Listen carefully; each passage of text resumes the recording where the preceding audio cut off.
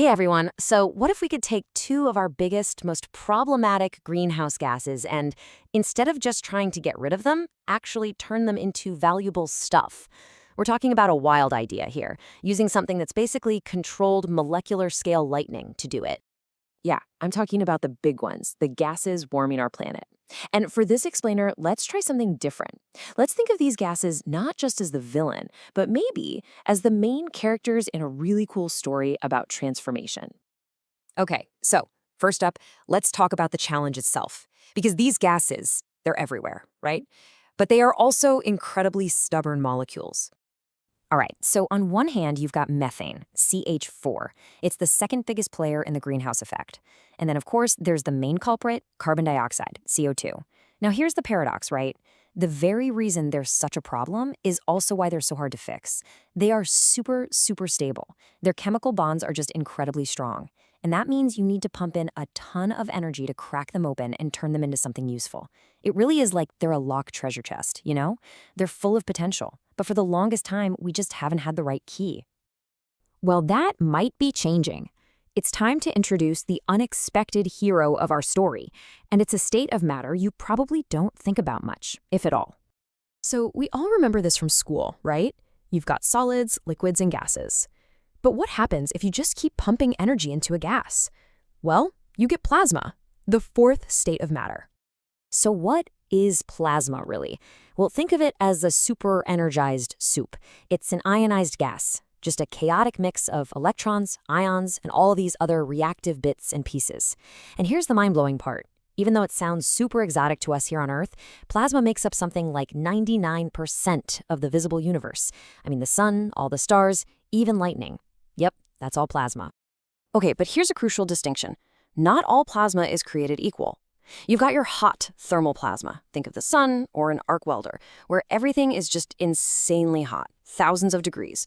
But the real game changer for our story is what's called cold or non-thermal plasma. Now get this, the gas itself stays pretty much at room temperature, but the electrons inside it, they're zipping around with just an incredible amount of energy.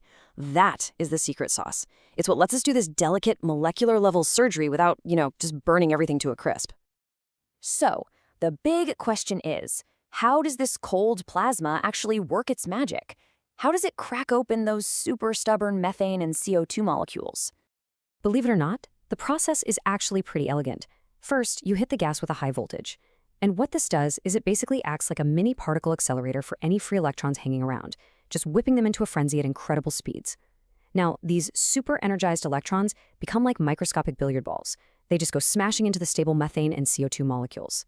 And the collision is so powerful, it literally shatters their chemical bonds, breaking them apart into all these reactive fragments. And these little fragments, they're desperate to find a partner and become stable again. So they immediately start recombining into totally new and hopefully much more valuable molecules. And what's so cool about this is the amount of control it gives scientists. It's kind of like being a chemical DJ. You can tune the process by changing the input gases or tweaking the plasma reactor, and you can cook up a whole menu of different products. For example, you put in just methane with a cold plasma, boom, you get ethane.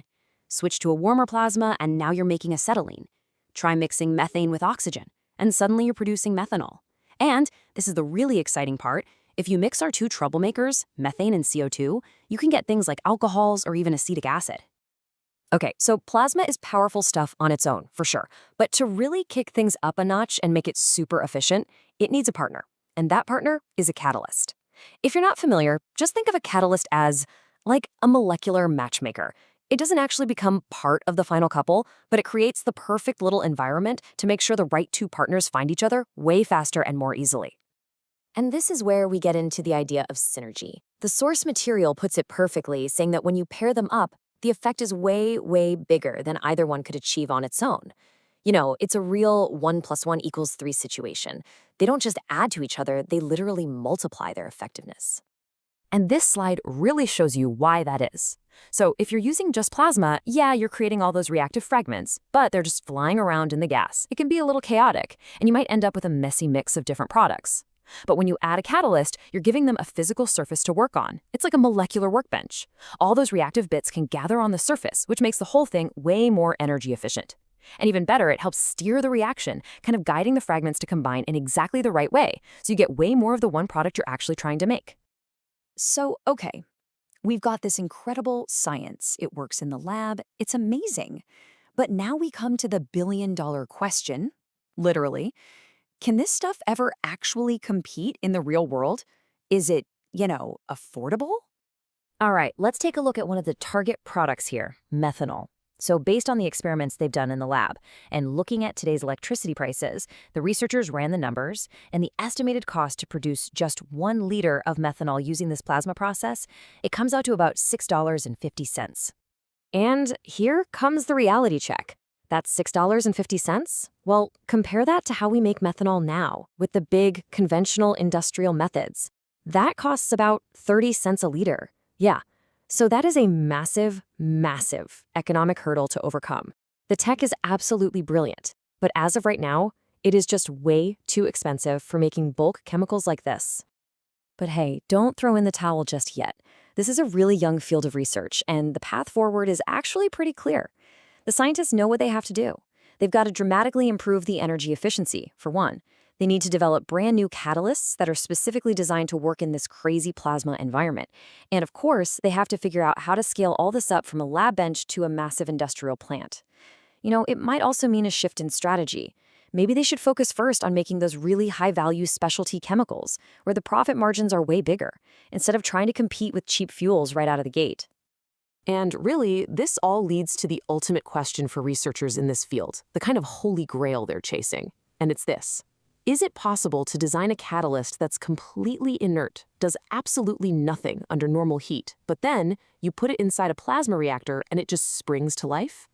If they can crack that code, if they can answer that question, then we really might be on the verge of unlocking a totally new, sustainable way to turn our biggest pollution problem into a source of incredibly valuable products.